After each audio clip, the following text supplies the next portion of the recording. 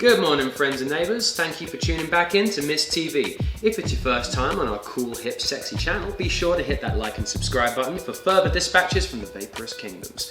For now, we've taken a look at pod systems, we've taken a look at stick vapes, but for now, we're going to be looking at an altogether different beast. GEEK VAPE AEGIS MINI. And here it is. Beautiful colour scheme on these units, to be honest with you. Inside the kit, you're going to have your warranty card.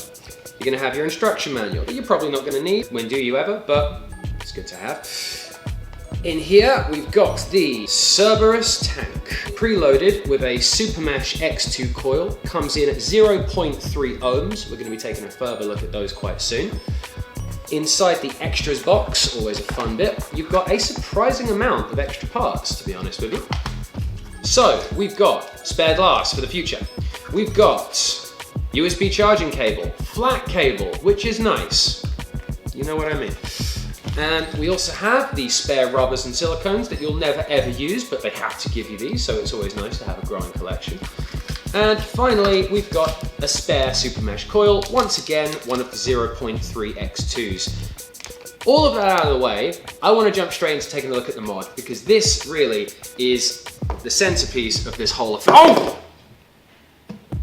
Now, why wouldn't we have edited out that extremely believable calamity there? Because I wanted to demonstrate the main selling point of this unit.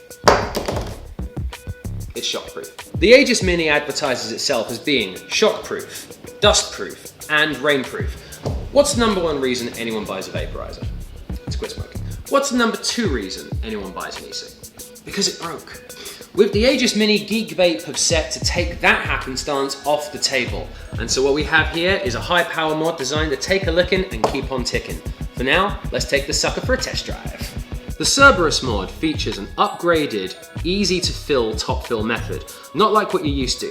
Instead of having the turn, we simply grip it, twist it but a few degrees to the left, and off it comes. If we take a look on the inside, we'll notice we've got the, as I said before, the X2 coil just here, with what appears to be a fairly small amount of glass, but don't let that fool you, we'll be returning to that quite soon. You've got quite a lot of airflow control along the bottom here. You've got two different ports down here, very easily swung open and closed.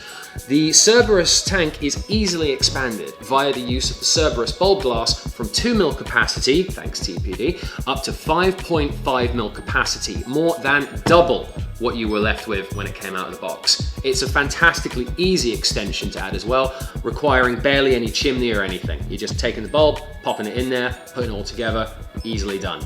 Let's go ahead and fill this sucker up. Today we'll be doing our testing with Mustache Milk by Charlie's Chalk Dust. A fine conflagration, that's not a real word. A fine mix of apple cinnamon breakfast cereal and silky milk. A very fine breakfast vape. Let's go ahead and fill her up. Here we go. Just gonna take this, pop it into one of the classic kidney holes on the side there, and get it nice and juicy. You are dealing with some fairly small absorption ports on this coil, so I wouldn't risk taking anything less than the recommended 5 to 10 minutes on this one. You really don't want to burn these out too quickly. You'll also notice that on the very top of the Cerberus tank, we also have what is clearly an 810 mouthpiece fitting, just in case you had any confusion about whether this was a mouth-to-lung or sub-ohming machine. Believe me, this is a cloud chaser. Don't make any mistakes there. Within this Fort Knox of an e-cig, it houses a 2200 milliamp battery within the silicone, steel and leather casing.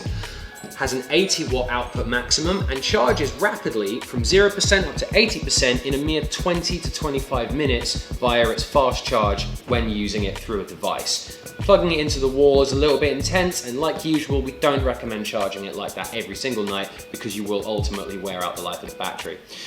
It's not quite as powerful or as long-lasting as its slightly older brother, which has the external battery inputs. However, this way, with an internal battery and power source, you won't have to worry about juggling external batteries or where on you're going to keep 18650s. I think some people really should be buying a bandolier and just popping them in there like shotgun shells, because there's no other safe way to carry them around. Like usual, switching it on takes the classic 5 clicks. Don't know if you can hear that, but you've got some very satisfyingly responsive button clicks there. Don't know what it is, something weirdly ASMR about it, but it's pleasant. Like usual, it's going to ask us if we've got a new or an old coil in here. We're just going to go ahead and hit new. You've got immediate readouts of the wattage level, currently locked in at 35, which is nice and safe for the coil that comes loaded in there. You've got readouts for the coil's ohmage itself. We've got the ampage, we've got voltage, we've got the puff counter. So you've got a fair amount of readouts on the very nice high definition display there. All this preamble out the way, let's get to the bit that really matters. Let's go ahead and take that first satisfying drag.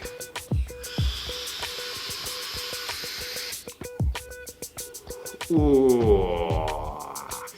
If you've been watching these videos, you're aware that I've been trying to get by using pod systems and sticks vapes for quite a while, so that was really quite a pleasant experience. I'm sorry, just bear with me a moment.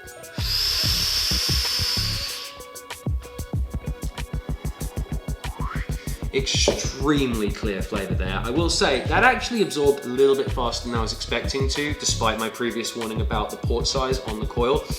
Very clear flavours, immediate ramp up, no need to sort of like preload it, pre-fire it or anything like that. That is intensely satisfying. Oh man. I mean, I know a lot of that's going to be the juice itself, and Charlie's Chalk Dust is a very fine range, but that particular mod, that is a fine amount of power. That is really enjoyable, it's really smooth, there's no raggediness, you've got that fine airflow control. I mean, let's tighten it ever so slightly, see if we get any more intensity of flavour that way. Ooh. Damn, you could box that and sell that in the breakfast aisle. That is a fantastic amount of flavour we're getting off of that machine right there. One of the main reasons that we got this particular unit in is we have a lot of tradesmen as some of our regular customers, and they all attested to the brilliance of this machine. I had 3 separate tradesmen tell me that they had dropped this device off of a scaffold and it was still functional when they went and picked it up. Now that's not a guarantee, I'm not legally guaranteeing you that you can just chuck it off a cliff and it's going to be fine, but it's a hell of endorsement. I need to redo that because I said it's hell of endorsement. I mean, take a look at this. You've actually got a little port here, silicone plug, before you get to the power source right there, just to increase the amount of particle and water protection. And in the box, they give you a spare one of these in case that perishes. That's an incredible amount of thoughtfulness, and it goes to show that GEEK Vape's main consideration when making this mod was indestructibility, which is nice considering a lot of other companies maybe skimp on the design level ever so slightly so that you'll have to buy them a pair. Thanks for tuning in to Mist TV today, guys, for the GEEK Vape Aegis Mini review. Keep checking into our channel and make sure to hit subscribe in case you haven't already, because we've got some rather surprising little units on the way. And I mean little when I say it.